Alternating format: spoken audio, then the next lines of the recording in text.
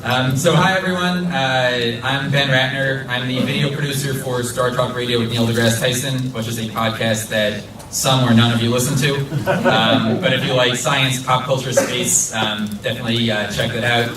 Or if you like Neil deGrasse Tyson, check that out. Or Bill Nye the Science Guy. They're all cool people. So I guess this is everyone who didn't get tickets to the Hank Green signing line. We all wanted to be here. Let's go with that.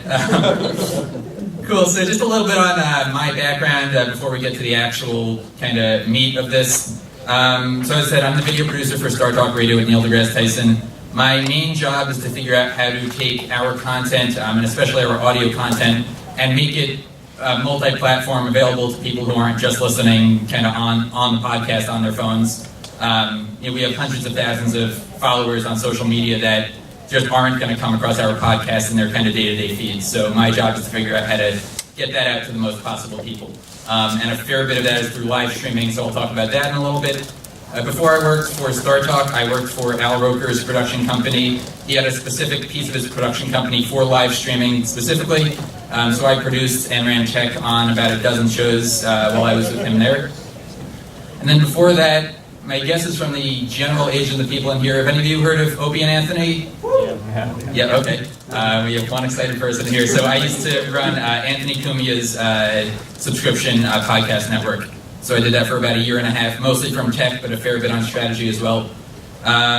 So I've got a fair bit of experience kind of in this prosumer, digital media, not super duper expensive and professional, but definitely far from amateur kinds of production.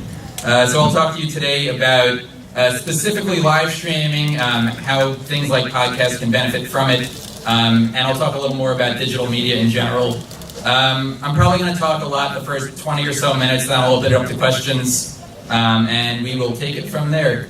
So out of interest, who in here works on a podcast?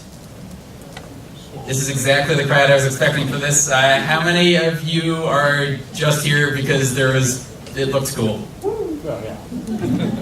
Cool. Okay. I'll let you shout out questions if you have questions the first 20 or so minutes, but we'll reserve kind of the entire second half of this for just blabbing like that. So, why do you want to go live when you're doing podcasting? It's, what? Yes. I like audience response and visual reactions. The biggest reason to go live, in my opinion, is the interactivity. Podcasts, typically, you upload it, you can get tweets, you can get some sort of audience reaction, but it's usually days or weeks in advance. Let's say you do a weekly podcast, you get responses immediately, but you can't even act on those until a week later. So we'll talk a little bit about interactivity on the different platforms. Another thing is just audience in general. People consume content in different ways. A lot of the older people in this room are going to know that you have to commute to work every day. Some of the middle-aged-ish, by middle-age I mean like my age, college-ish, you have to still commute to school. But younger people might not have, an hour of their life where they're just listening to podcasts, and they like video content. So a part of live streaming and just video and podcasts in general is putting it on a platform in the way that they will, see it just in their day-to-day lives. Premium subscriptions. I don't know how many of you work for podcasts that are like legitimate businesses and have to make money so they exist. But live streaming has become a very popular way to monetize your podcast for kind of your super fans. What a lot of podcasts will do, like Star Talk sometimes, is they'll have a live stream of the show. They'll invite people to interact during that period where the host can kind of get that real-time reaction. Even if they're not responding directly to comments or questions, they can kind of see the general sentiment. You can see, if more people are watching, less people are watching at certain points. So you can use that to your advantage as you're literally recording your podcast. You could edit it, of course, later, but that core group of super fans, the ones that you kind of care about their opinions, even though you should care about everyone's opinions, they're kind of a good test group before you maybe slightly edit that podcast and put it out on your RSS feed. It's nice to feel like people are actually listening and watching along with you. So how many of you are actually hosts of podcasts? So have any of you done live shows before, like in a theater kind of thing? Isn't it nice to have kind of laughter or just general applause, even just someone else in the room. Live streaming can give you that ability. Like I said, a way that a fair amount of podcasters that are interested in this, they'll put it out to their live streaming, they'll delete that live recording later, so it'll be something that's only live in the moment, and then the actual podcast goes out later, which gives them that ability to kind of know that there's actually people there with them. And a lot of times it'll just make you feel better. One of the people that do this is Craig Benzine and his wife China. Any of you Easy Waiter fans? 6 of you, which is actually most of this room. Which is great. So I actually shot Craig an email literally last night, and I asked him why he likes to do his broadcast live. So he uses a platform called YouNow, and I'll read you his response. I didn't ask him if I could read this, but hopefully it's okay. To put it simply, I just like having an element of crowd interaction. It makes things fun, even though I try to avoid responding too much since it's a podcast. Also, well, I may sound like a bit of a sellout for the moment. It's another great way to monetize YouNow as a great donation system. Really, that and Patreon are their sources of fundraising. So the reality is, it doesn't take a lot of money to produce a podcast, but if you can get that little bit of extra money, it can go a long way, especially if it's not your main job. So again, live streaming is a great way to get to your core fans. Do you have a question? YouNow. YouNow is something that... Oh, yeah, that is YOUNOW. That was actually around kind of in the early YouTube days. It's a platform that's starting to have a resurgence, especially among kids like 12 to 17. It's very much like that tween live streaming thing. And they use something called microtransactions, which is what some of the other sites, including even now YouTube, use. Basically, you get these little bits and zingers or whatever they're called, which have a slight money value, and then you could kind of give to your favorite creators in kind of little portions based off of, maybe it's a contest that the creator runs where it's like, if you want to talk about this compared to this, give me this kind of bit, and it'll be a way for them to kind of do real-time reactions. And what a lot of parents do nowadays, or some parents at least, is they literally give their parents like, $10 a month to divvy up to their creators. And a lot of you might do that on Patreon now, but that's a way that even these younger kids are able to deal with kind of the money piece of podcasting. And that works really nicely through live streaming. YouTube just opened up Super Chat, which is similar, where you pay a certain amount of money to either have your comment bolder or highlighted or even show up on screen. All the different platforms are finding different ways to do this. Facebook and Twitter are running a little bit behind, as they frequently do, but I'm sure they will find ways to take all of your money eventually. Because they are just very good at that. Let's talk about real-time feedback. Another thing is constraints and pressure can lead to creative gold. If you're just recording a podcast and you have all the time in the world to do it, you might just take too much time, overthink things. One of the beauties of live broadcasting, some of the greatest moments in TV history have been when you had to start shooting at 6, you had to finish at 7, and everything just had to fit in there. I don't know, some of the older people in this room might know the Johnny Carson tomahawk throw, where basically Ed Ames threw a tomahawk into a wooden guy's privates. But it was one of those things that might not have happened if they didn't have to do it in that second, in that moment. So live broadcasting, again, can lead to some really cool things. So you can do live audio. There's a few platforms that do it, but to me, the biggest possibility is in that video area. How many of you have heard of this pivot to video that seems to be taking over the internet?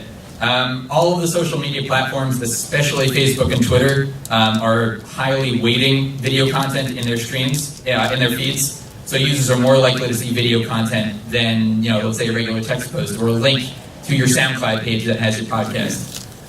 In general, if you play by the rules of the social networks, they will reward you. And right now, that's video. In the last year or so, as Facebook especially has been pushing, I keep copying these. Facebook has been pushing, I feel like a podcast conference should have a better thing on the thing.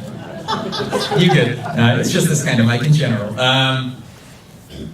So video. The other great thing about video is that in most scenarios it autoplays, not necessarily with audio, but it autoplays. Live video always autoplays by nature, unless you're in like a really crappy cell phone zone.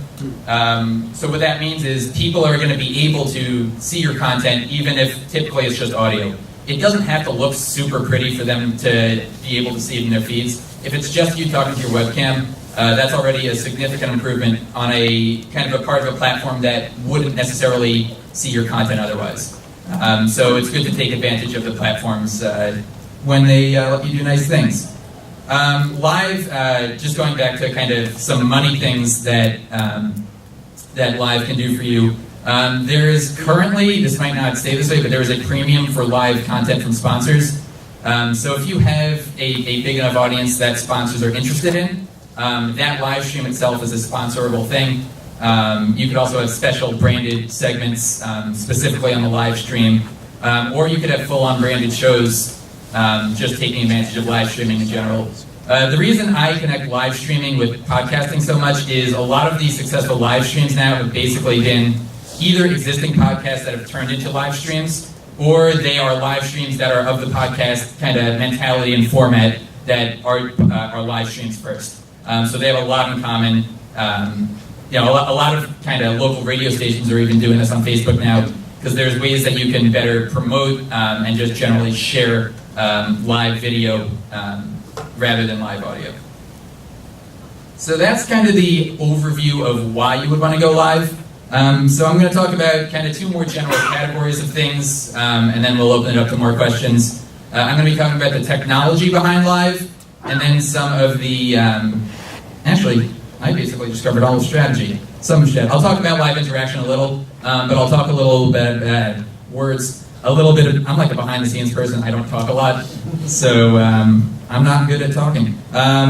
But I'll talk about what I'm really passionate and know a lot about, which is the technology behind live video broadcasts and podcasting in general.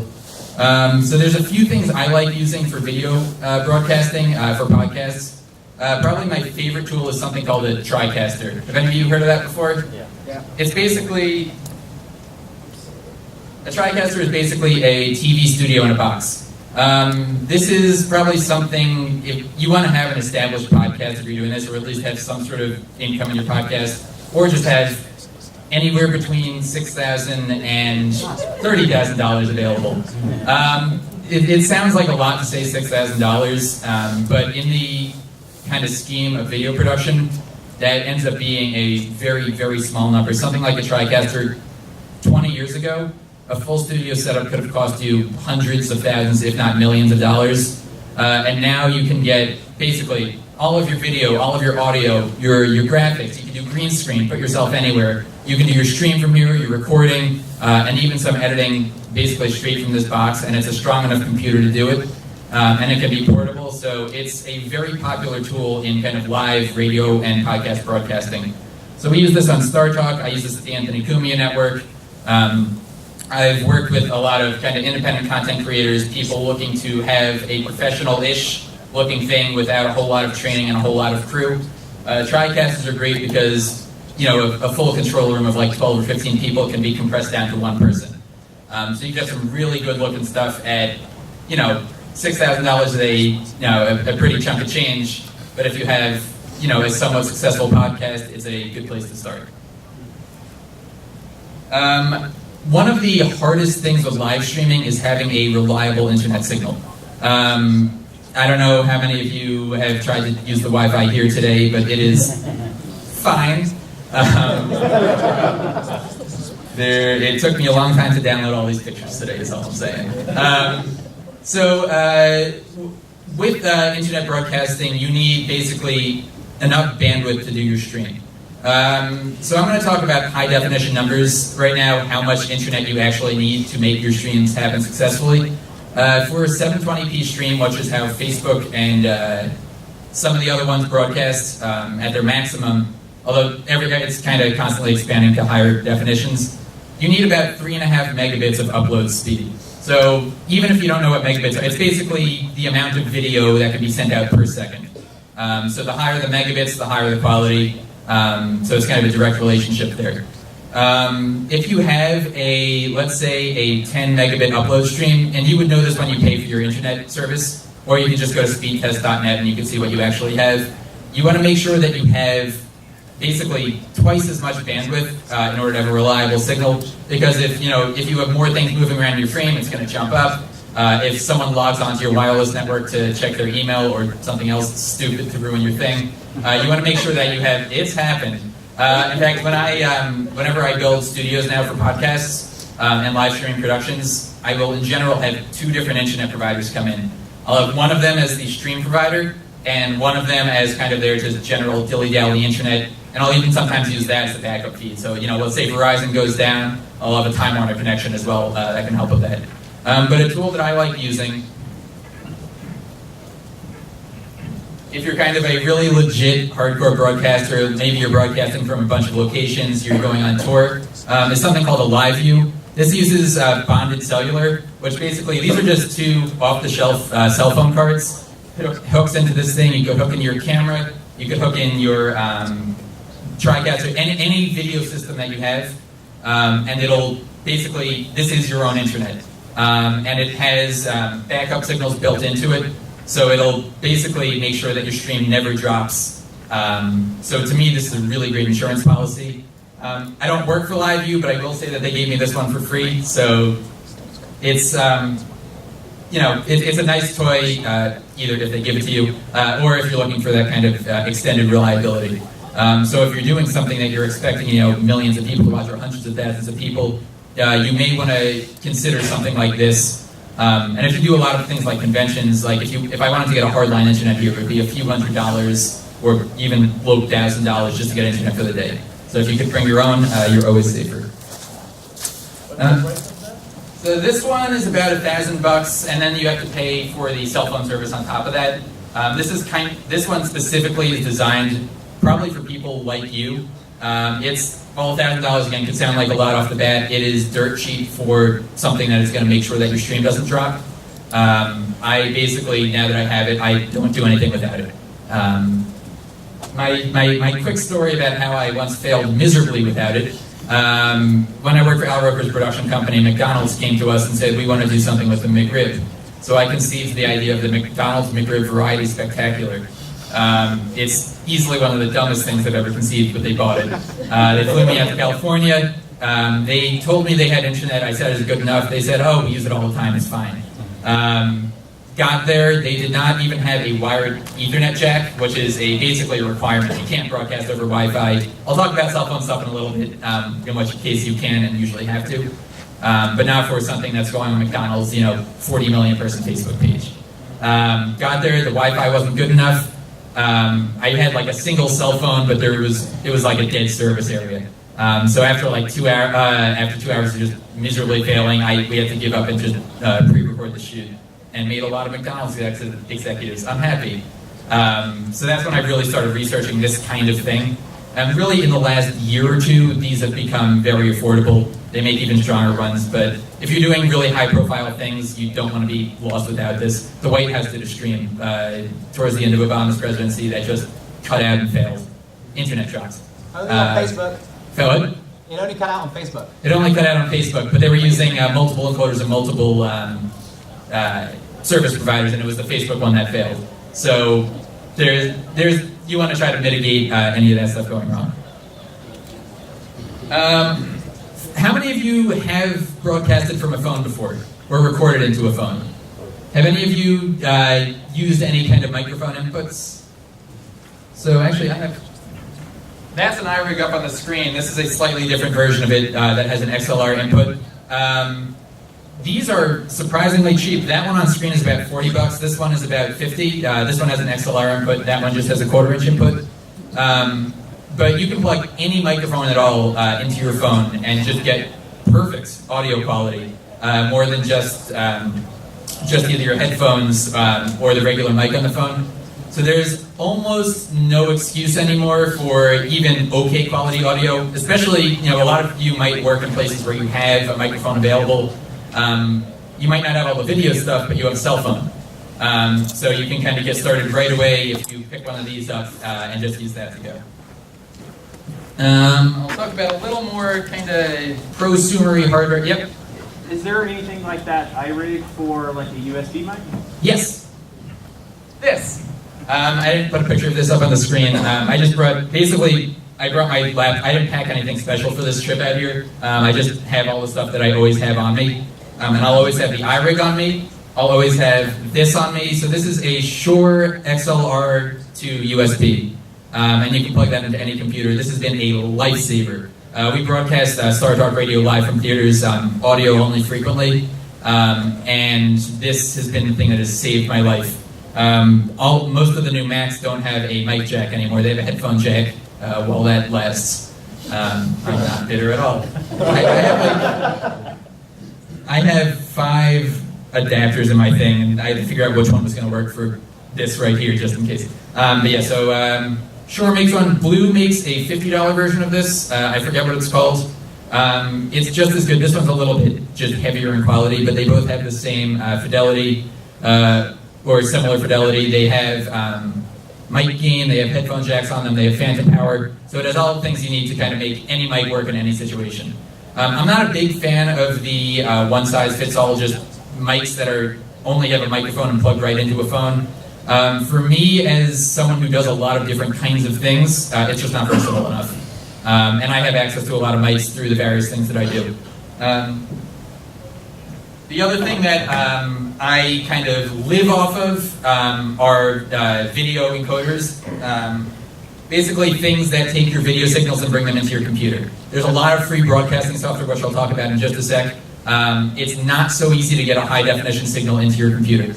So Blackmagic makes the Ultra Studio Mini Recorder. That's probably the thing I use the most.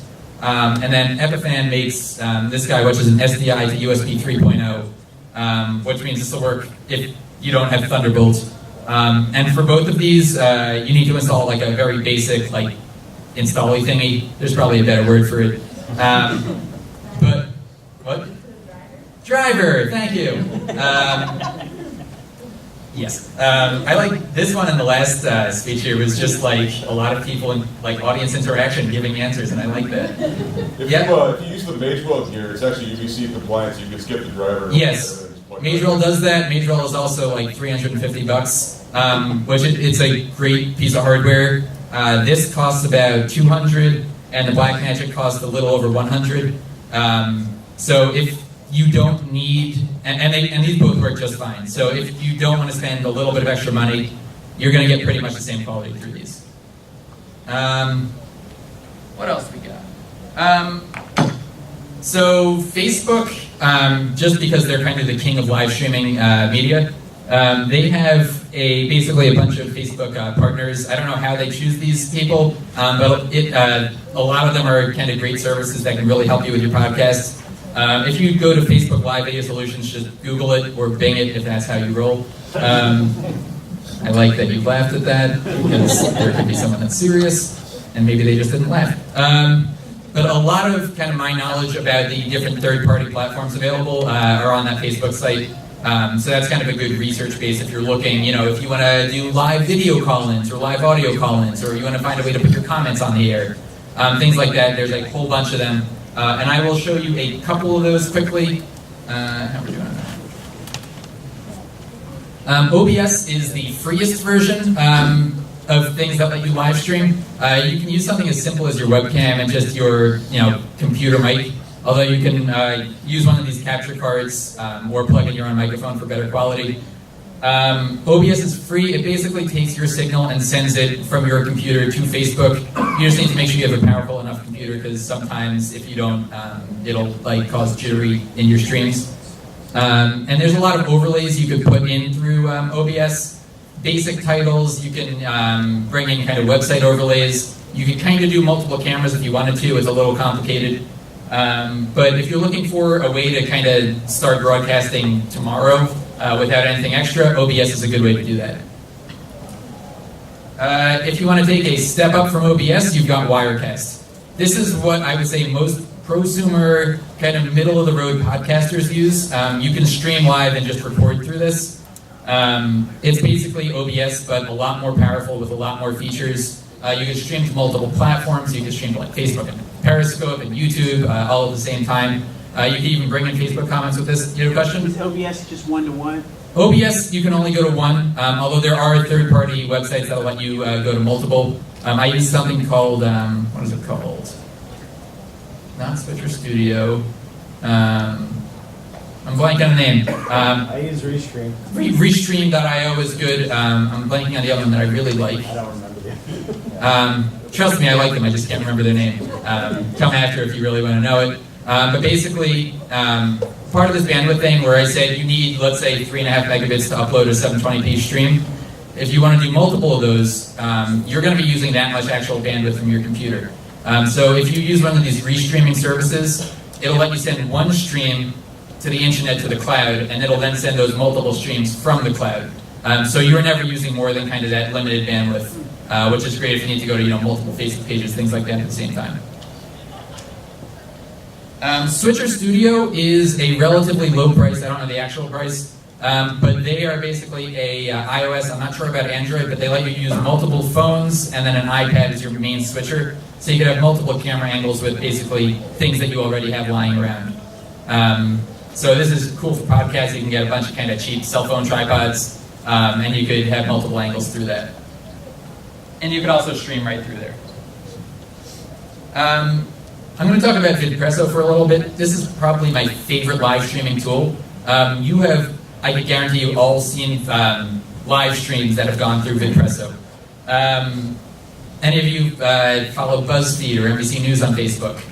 Everything they do is done through VidPresso. So it runs all of their graphics. You can do, that's expensive to drop. I'm going to put it there. You can do dynamic graphics, custom graphics. It'll bring in Facebook comments. You could have like someone queuing up the good comments and then put them up on screen. It's got a talent view, so let's say you're a producer, you can send someone notes, remotely. An example of how you can use VidPresso is, let's say you have, and this is what some SiriusXM hosts do, where they literally host the show from their house, and they just send like an internet stream of their audio back to SiriusXM. You can do the same thing with video. Just send your video, either plug directly into a computer or you can stream it to VidPresso, and someone anywhere in the world could basically run this stream. As far as all the graphics, multiple cameras, you could have multiple video callers on if you wanted to have guests. It's a really, really robust live streaming, great visual experience, and you could have interactivity. You could have things like polls. So it's a cool platform. I like it. eLive.tv is I would say the lower end version of video calling that I see a lot of podcasters use when they're doing Facebook live streams. It's basically just a group calling thing. There's a little kind of video queue if you had, a group of people that you said, here, 10 people call in, and you could kind of choose one at a time or put on 2 people at a time.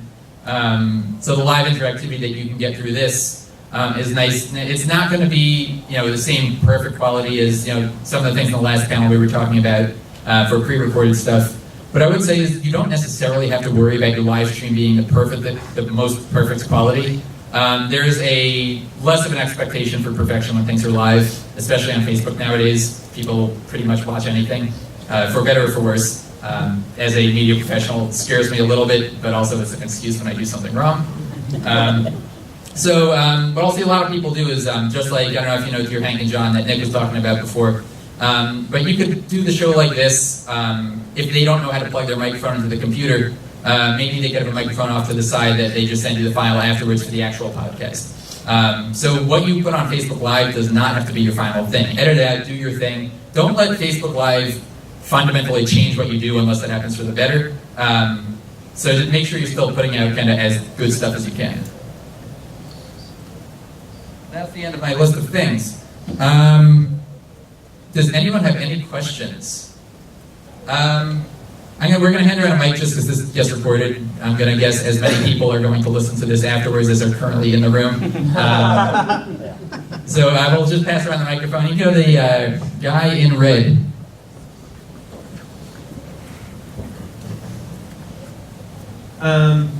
Real quick, I think you mentioned VidPresso allows you to do the voting, polling and stuff. Are there any other freemium?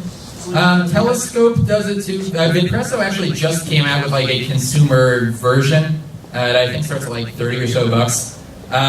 So basically, the way you capture data from Facebook and Twitter and basically all of these platforms is through something called an API. So you can basically, the API is what gives you access to comments, it's what gives you access to how many likes, how many views, it's what lets you start your Facebook stream. You may not realize that you're dealing with the API, but any kind of interactivity you're doing, you may be dealing with it. Developers know how to work with APIs. So that's kind of, if you want to get into some real fancy stuff, learn coding and APIs. I wish I did, because I would have been a multimillionaire with all the wonderful ideas that I had that all got taken by people who knew how to actually build them.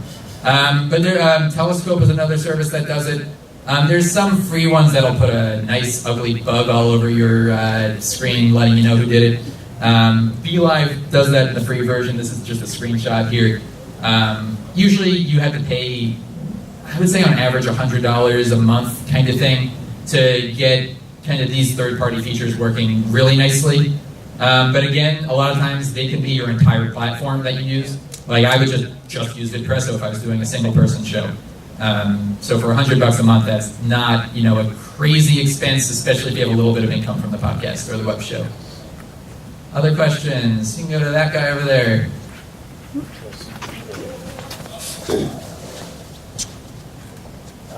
I think it's probably good to, I mean, especially talking about video, because you're doing stuff like Star Talk's a live in the room experience as well as whatever you're seeing on the webcast. Yeah. The difference in some of these platforms where, like I do a lot of live video for conventions, and we have to be streaming and in the room at the same time, and that's a different requirement than if you're just going to be streaming. So a lot of things like OBS or like a VidPresso type of product, there's this enormous delay between what actually happens in the room and what ends up on the internet. Sure. So something like a TriCaster, we use Blackmagic stuff a lot.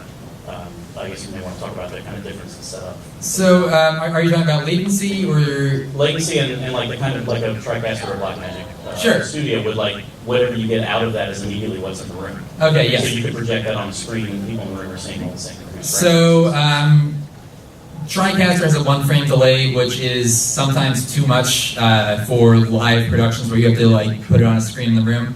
Blackmagic, I don't believe, has that delay. Roland, there's a couple other kind of, you're getting to the more professional products if they have zero kind of delay. But it depends on what you and your audience can tolerate. What you'll see a lot, especially at kind of higher end conventions, is they'll mix the show in the room on like a Roland or something that's kind of more broadcast quality. But then they'll basically split all the video feeds off into a, you know, something like a TriCaster where they can more efficiently do that web stream. And as far as latency goes, I'll just talk about it. It's probably not exactly what you were asking, but each of these social networks have kind of a different kind of latency. YouTube just introduced like an ultra low latency. I don't know if any of you play HQ. Any of you HQ people? It's, you know, this kind of craze of a live streams video trivia game. And they also use ultra low latency. Latency depends partially on quality, stream quality, but also how the stream is distributed. So Facebook and Twitter, for the most part, if you have more than 100 viewers, you're going to have anywhere between 5 and 15 seconds delay, closer to that 10 to 15 seconds. If you have less people, the way kind of the back-end technology works, you can have as little as like a 1 to 2 second delay on the actual stream itself, which doesn't matter to people outside of the room, but I wouldn't use that as like your return signal kind of in a conference center. Did I answer your question and then elaborate too much? No, I was just, some of the stuff I already know, I just want to make sure the room knew that like they could just take OBS Studio and go, oh, just take the output of that and run it into the room. Yeah, it's, in general, it's definitely better to have kind of a separate focus on what's going on on a location and for your kind of outgoing stream. And you're going to have different needs. You know, you might not want to include something like a wide shot while you're in a room. Let's say we're doing a Star Talk Live. We'll sometimes have a video projector there, and you don't need to show a wide shot. Everyone in the room is in the wide shot. You want to see the close-ups in that case. But if you're doing a live stream and you want to give people an idea of what's going on, what the space is like, then you want that wide shot. So it's good to kind of differentiate those. Not everything is going to be kind of universally perfect. Guy in the back.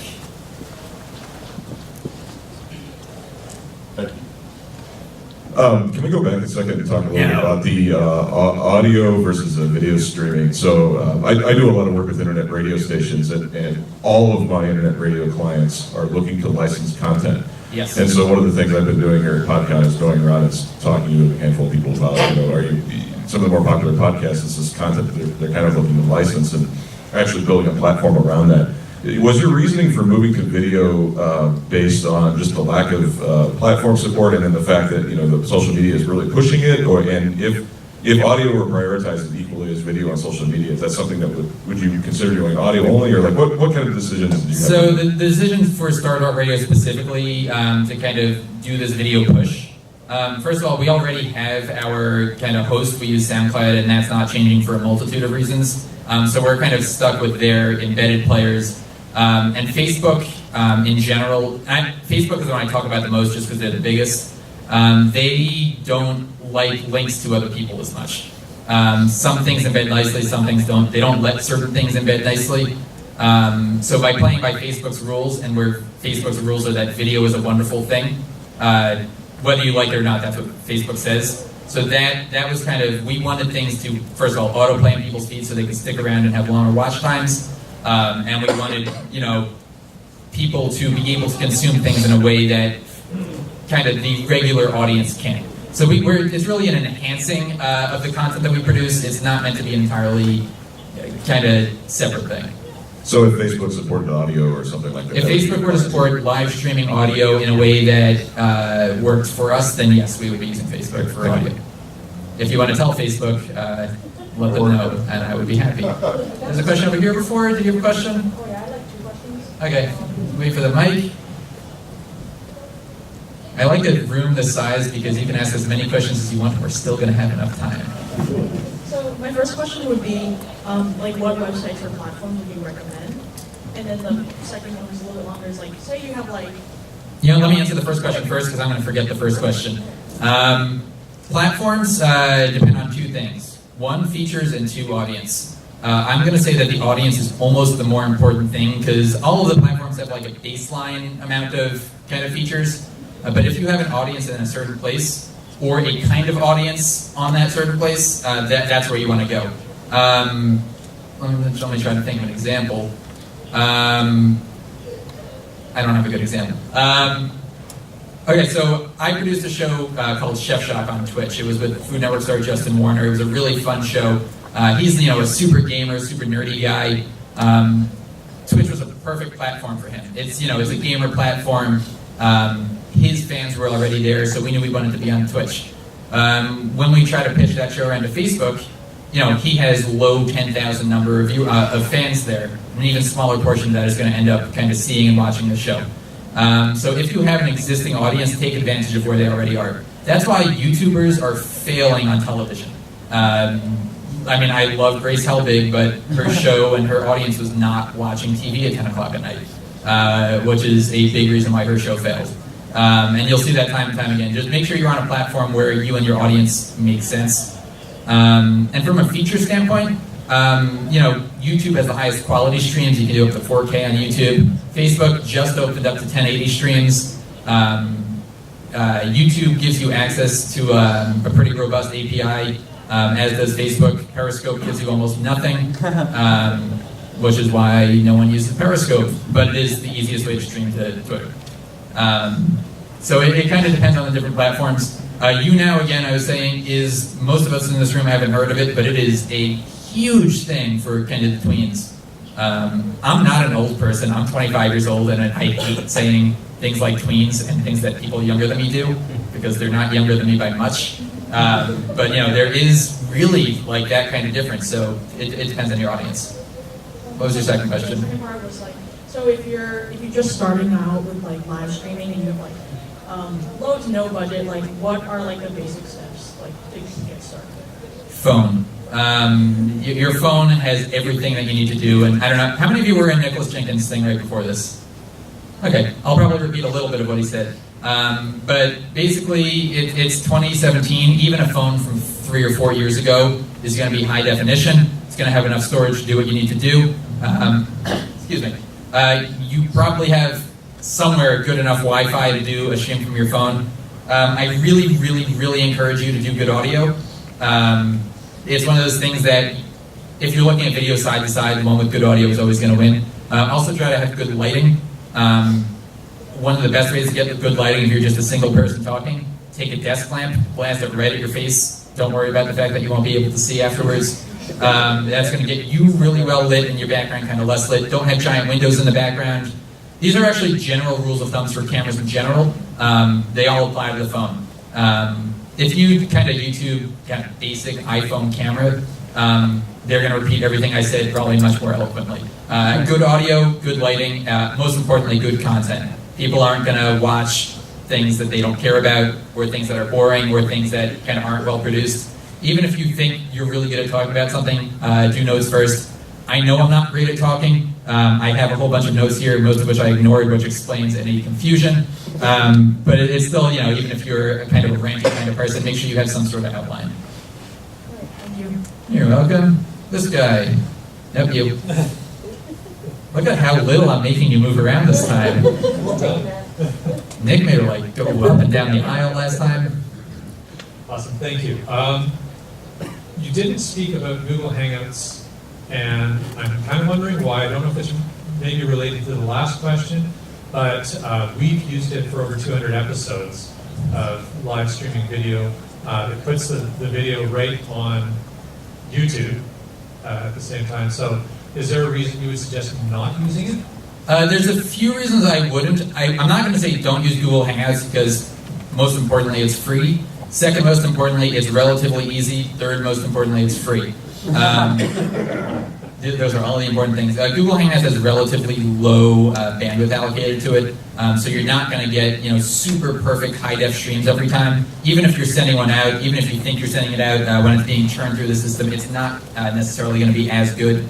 I haven't actively used it in about a year, I will admit. I don't know if any changes have happened. It sounds like they have based off of your face. And I know they have a kind of control platform that can give you enhanced features. You're probably better to speak about it than I am.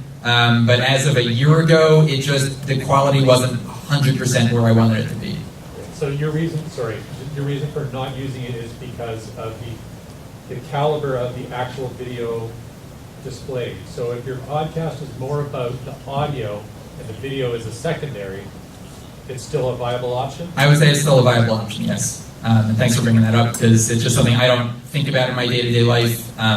It also has a big, giant Google logo in the corner. So, it lets you only go to YouTube, which means you can't go to Facebook, which is where in many scenarios more people are. If you're using Hangouts, at least use the on-air option. Yes, get Hangouts higher on-air. quality at the expense of latency. Yeah. So you got to choose between those. But even so, like with most of these platforms I mentioned, you can put in like benchmarks for quality. You can say only let this go through if it's going to be, let's say 3 megabits of video data, and if it's not, go to a still photo, because I'd rather see a still than a blur. So every platform kind of takes care of it a little bit differently. But I'm a video first person. Obviously audio is important, and that's why we're all here at Podcon. But there's people who specialize in that aren't me. Video is kind of my focus, so I try to make that look as good and as easy as possible. Other questions? You again. We need like mic moving music. We need like the Price is Right theme playing. My roommate, by the way, in college won the Showcase Showdown on The Price is Right. He just came home one day and was like, I want a cart. He's a gift now. What's up? Kind of what the girl was saying, or lady, was saying earlier, but low budget versions, like we do our podcasts in a restaurant. And I don't What restaurant? Give them a plug for the 8 people watching.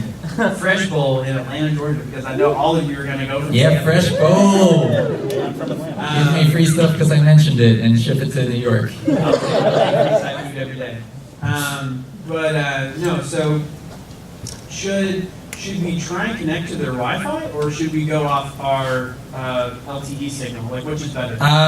Depends. There is a good chance, if they have a little bit of networking knowledge there, they might even be able to allocate you some, like a specific space. Like you see here, there's like pods. How many of you have tried to get onto every one of the wireless signals here to hope one is good? You can basically allocate amounts of data. So if you go to any big conventions, you'll see kind of things that are sanctioned off. You can maybe get that for yourself, and that's how I actually deal with it a lot. I don't want to rely on Wi-Fi, but if I have to, I'll use it. The other thing is I bought myself a 100-foot Ethernet cable, and that can work wonders. So yeah, you're doing video? We're going to start. We record on our laptop, and they've got like a table for us in the back, so like we can just record on our laptop. So I figured it's the next logical step. We're just trying to figure out how to get that. Yeah, something. Not to interrupt you. Something I will say is, even if you're doing an audio-only podcast right now, and live video aside, record video of your podcast, because first of all, if you take off, you're going to want that video because you're going to end up doing video. Two, you can't do anything with it later if you don't have it. One of my biggest regrets at Star Talk was not just getting cameras in the room before we were even a video first. We're not video first. Before we had a focus on video. Because now we have a subscription service, and YouTube is doing great things with us, and we would have 300 hours of video, and now we have 60. And I tell this to every kind of audio podcast that I interact with regularly, just get a camera in the room, even if it's a crappy GoPro, even if it's your phone. You will probably regret not doing it if you didn't, and worst comes to worst, you wasted a little bit of effort on cell phone video. You would use a GoPro though? I hate GoPro personally, but it does a few of the things that are great for someone who doesn't want to do a lot of effort and work. It's got a nice wide shot, and it exists. Those are two features that I like. They don't sponsor me. No one sponsors me, but specifically GoPro's not. Yeah. I will say also, if you're dealing with video, someone asked this in the last session, what do you got this kind of 20-minute or 12-minute kind of DSLR cameras stopping you? Try to go for an actual video camera if you're investing in the equipment. Gives you a lot more features, and try for a video camera that has an audio input. In the last thing we also spoke about how kind of you might have to record audio on something different. At the very least, if you can get a reference audio signal into your camera, it'll make sure everything syncs up nicely. And a lot of times, your camera can be your audio thing. We did an interview with Kelly Clarkson and Neil deGrasse Tyson a couple of weeks ago at the YouTube space. And I was the only crew person, and it was just easy to plug right into the cameras. It mixed itself down perfectly, and I didn't need to, sync up audio later. So cameras with audio are great. Most DSLRs don't necessarily do that, especially the lower end ones. So try for an actual video camera. And if you spend in general, you'll get I'll say okay quality if you're spending less than $1,000, good quality like $1,000 to $1,500, and pretty much anything over $1,500 is going to be pretty damn good. If you get into tens of thousands of dollars, you aren't at Podcon. And if you are, you're great. Another question back there?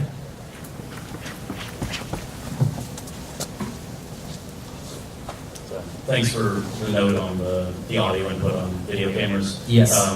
I typically shoot off prosumer cameras that have the 1/8-inch audio jack hidden somewhere under the screen. But that's enough. And the solution for that is you spend another $100 on a box that gives you XLR inputs with the magic line and mic switch. Yes. So, because if you just get those sub $1,000 cameras, that is a microphone level input. Yep. And if you plug in the soundboard, Your car sounds like this because it's overloading the power. there's a little switch. I'm sorry, I couldn't hear you. Yeah, exactly. I just switched to the wrong place. That was why. Yep. I will say this does that also. So it's a multitasker, as Alton Brown would say. But I don't know. I just plugged Alton Brown. Nice guy. Kind of a dragon. Goodie's coming back this fall. I'm excited. This is something that, so I do a lot of work with Dragon on TV and the video production there, and we just started doing live streams. Woohoo! And we're using live streaming platform, completely different conversation on money and horsepower. But we have this thing where we want to do some of the events outside of the freemium or the premium model where they are free to a platform. And the thing we haven't determined, and this is partially a technical issue, but it's mostly an audience issue. Do we run the same stream on YouTube and Facebook and other things that will ingest fancy RMD video, or do we say we want all our audience on just Facebook or all our audience just YouTube? Do you have any tips for that? Well, there are actually services. I forget what it's called. It's on the Facebook Media Solutions page. I'm blanking on the name of it. I want to say it's called Go Easy Live, but it's actually designed. It's mostly designed for like international sports, but it has an application for what you were talking about. is you can send multiple, you take your video, you send it via RTMP, which is, again, how video gets from place to place on the internet for the most part. You can send your video to this site, and in the cloud, you can apply different graphics. So, for your freemium people, you can put on a lower third that says, if you want the better version of this, go here. For the premium people, you can say, thanks for being a premium subscriber. And you can cut off streams at different times, you can feed them different qualities. You can abide by certain platforms' rules. For example, Facebook really doesn't like it if you send the same stream to Facebook and someone else. So all of the platforms, if they want to get API access, don't let you do that. But what a lot of them will do is send one with a different bug to Facebook, and that gets around that rule. Also, you have different comments on different platforms. So, maybe your Twitter can only see Twitter comments pop up, whereas Facebook only Facebook, and YouTube only YouTube. It's good to be what I call platform perfect. Follow by the rules of the platform. Don't let those people know that that's anywhere else. Let them have as good of an experience on platform as possible. Is there some problem with, the thing we've always worried about as audience is when we post most of our stuff on YouTube, we're just produce videos, and we're worried about if we put it on Facebook, are we splitting views, or... So that depends on how you make money for the most part, and a little bit on algorithm.